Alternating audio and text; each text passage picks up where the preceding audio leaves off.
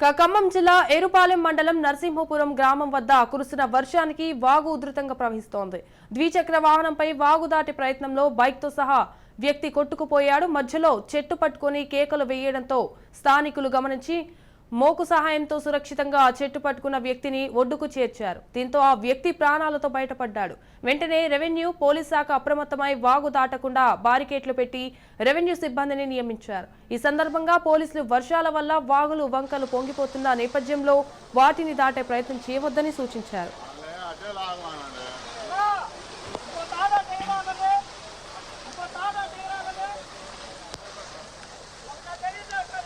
మా చెట్టు మీద కొంటే ఇసిరేసిన మనిషి కాడికి వచ్చి